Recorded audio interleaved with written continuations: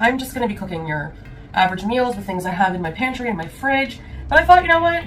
Cooking is kind of boring, so I'll bring you guys along and...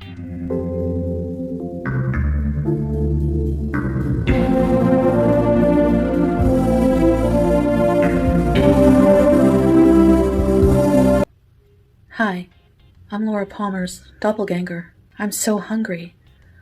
I'm so tired of eating nothing but garmonbozia. Alright, we are going to make a blue cheese stuffed beef.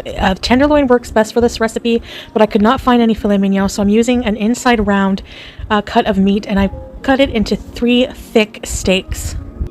Now you want to make a slit in the meat and stuff it with blue cheese, and then close the slit again. So now we're going to marinate the steaks to make them more tender and flavorful for at least 2 hours in the fridge. The marinade consists of the leaves of 4 fresh thyme sprigs, 2 minced garlic cloves, 6 tablespoons of balsamic vinegar, I'm trying to remember everything, 4 tablespoons of olive oil, and 1 tablespoon of Dijon mustard. While those are marinating, we're going to mix our dry ingredients for a pie crust. So 3/4 cup of icing sugar, 3 cups of white flour, half a cup of crushed almond, and just a pinch of salt. Now you're going to want to work in a stick and a quarter of unsalted butter, and you're going to work it with your fingertips until it resembles fine breadcrumbs. Then you're going to whisk 1 large egg, 3 tablespoons of water, and half a teaspoon of vanilla extract, and then mix with a fork and then with your hands to form dough balls. And they're going to look like this. They're going to be pretty firm. Roll out 2 discs of the dough and place it in cling wrap. Add 3/4 cup of white sugar and half a cup of cherry jam until the sugar is melted, and then bring to a boil.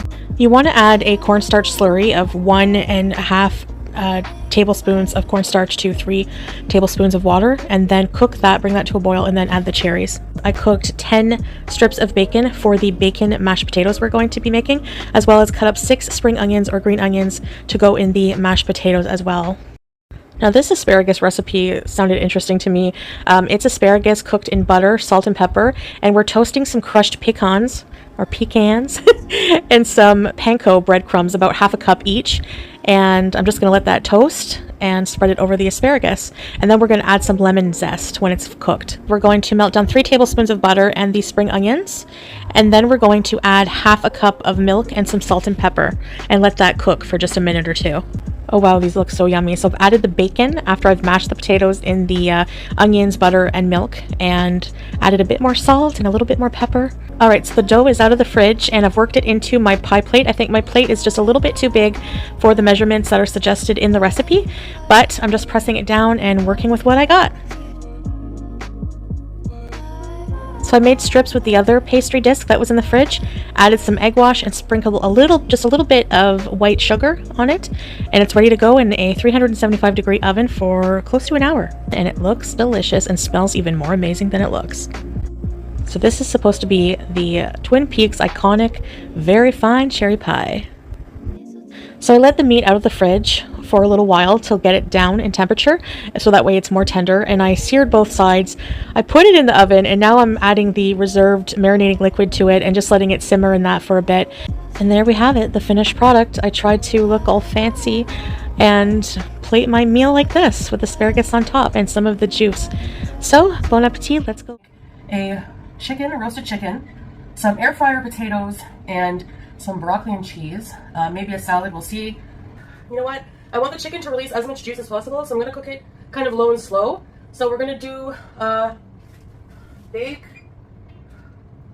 350? Yeah, 350. I'm going to put a little bit of olive oil on the bottom.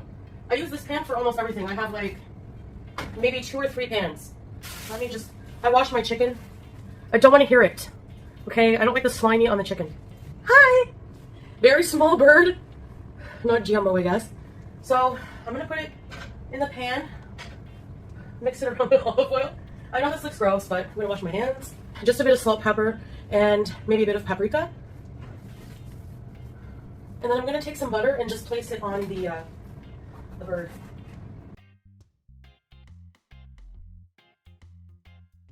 Once the oven's preheated, I'm gonna stick it in the oven, and then I'm gonna baste it every so often, maybe every 20 minutes. We'll see. I'll let you know exactly how long I let it cook for. To maximize the juice, I'm going to cover it.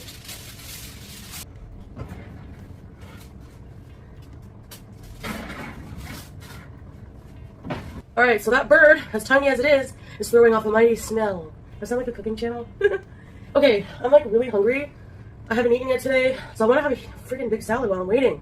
So, let's make one.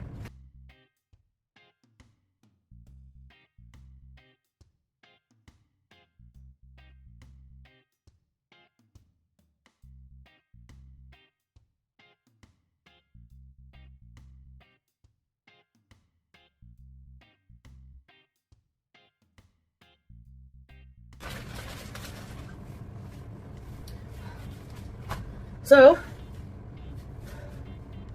I'm going to eat some of this. I'm going to put some in a smaller bowl, save some for Salah. And I have my favorite. French dressing is my favorite. Let's do the potatoes. So I have a liner here in my air fryer. Okay.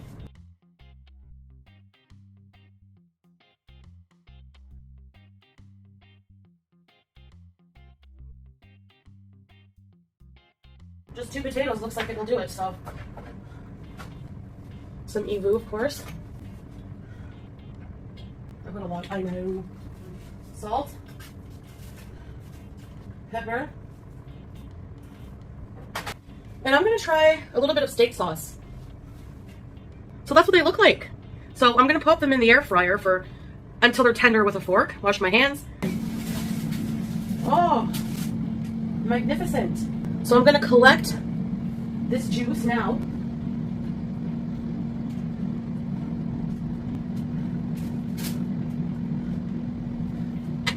Back in the oven to brown up.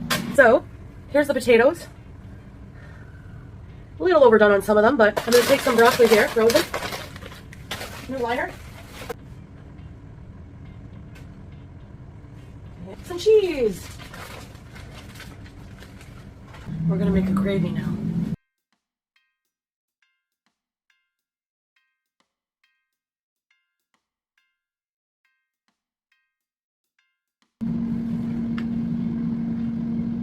Yeah, I put the chicken stock in here. That's your basic gravy recipe for anything.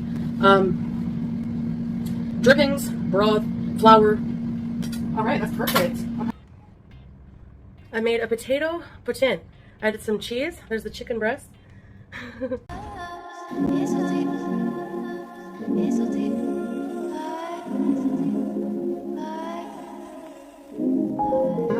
Hey guys, hey! Welcome to today's video. Today, Pete and I are going to cook and eat a traditional, delicious Korean dish called bulgogi. Hey guys, alright, so I'm just going to show you what we're going to need to marinate the beef bulgogi.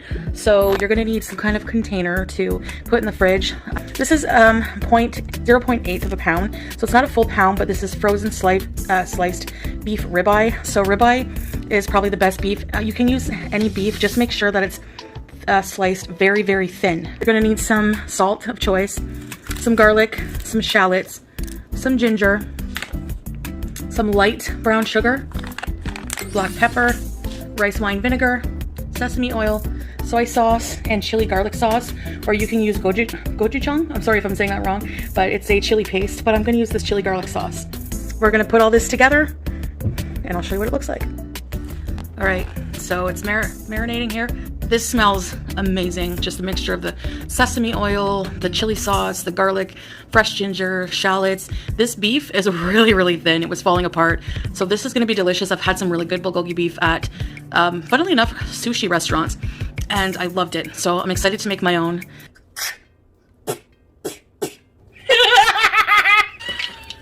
I hope it works out.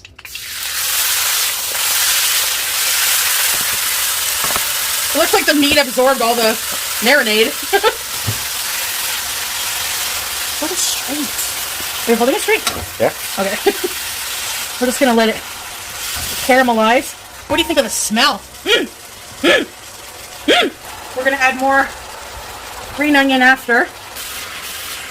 Oh, it's smelling like the restaurant bulgogi I always get. Yum!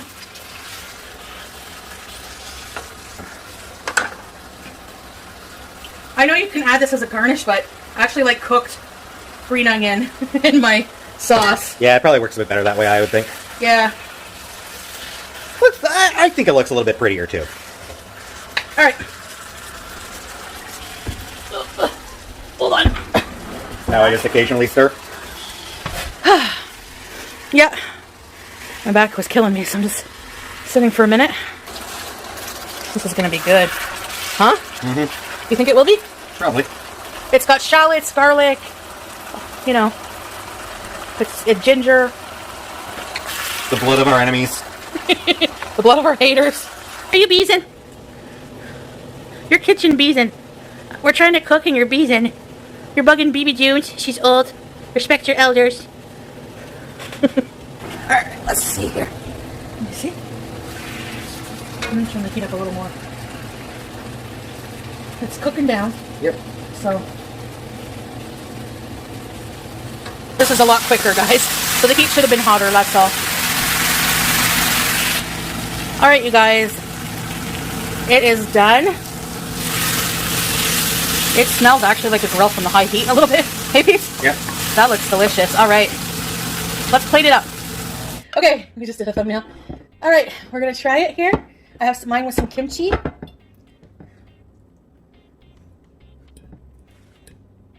Bitty bite.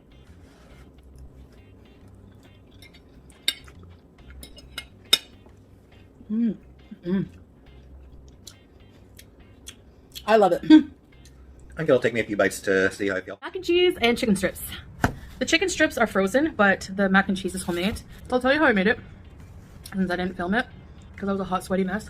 How I made this is, boil the noodles, put them in a baking dish, put sour cream, mix them with sour cream, added like maybe more than half a stick of butter, a couple tablespoons of flour, made a roux, added milk, whole fat milk, cream, maybe like a cup and a half of cream, milk, onion powder, garlic powder, salt, pepper, spread it on the noodles when it got thick, and then added, like, topped with some, and added some, sorry, in the cheese sauce I added the mozzarella cheese. I didn't have any cheddar, and also some Parmesan, and then I put that over the top of the noodles, mixed it well, put sprinkled some mozzarella cheese. I wish I had more, but I didn't have more, and some paprika. Put it in the oven on like 375 for maybe 15 minutes or so, 15-20 minutes, and that's it. Mmm. Shit. Hey, you love pasta. You're gonna like my creepy pasta series. Speaking of shit, I'm using elbow macaroni that has fiber, because this mac and cheese has a lot of cheese. So if you ever want to be able to, again, fiber is smart. That's why they call it smart macaroni. All right, so I guess without further ado, guys, let's get to. All right, guys, so first step is melting. I melted 3 tablespoons of butter, and I added 2 tablespoons of flour to make a roux. So we're going to just whisk that around and let it cook for about a minute until the raw flour taste is gone. Next, I added a half a cup of whole milk, and I'm going to give that a little whisk around. Now I'm adding 1 cup of heavy whipping cream. I'm going to give that also a good whisk and mix it very well. I've added the seasonings, onion powder, garlic powder, and pepper. No salt because the butter and cheese are going to be salty, but all the seasonings, including salt, are to your taste. So as it was thickening, I found it a bit too thick, and I want my cheese sauce to be really creamy. So I've added about another, I'd say probably another cup of whole milk. It depends how creamy you like your sauce. All right, now goes in the cheese. I just cubed up some sharp cheddar. This is about half a pound of sharp cheddar, and I'm just going to whisk that in and let it all melt together. You want to cook it down until you have a smooth, creamy, velvety texture cheese sauce. Yum, yum. In the meantime, you want your oven preheated to 350 degrees. Now I've added about 3/4 of a whole package of elbow macaroni al dente because it's going to continue to cook in the oven. So this part is totally optional, but I'm adding more shredded cheese on top of my mac and cheese. And this is ready to now go into the oven on 350 degrees for about 20 minutes. And there it is, out of the oven, completely bubbly and ready to eat.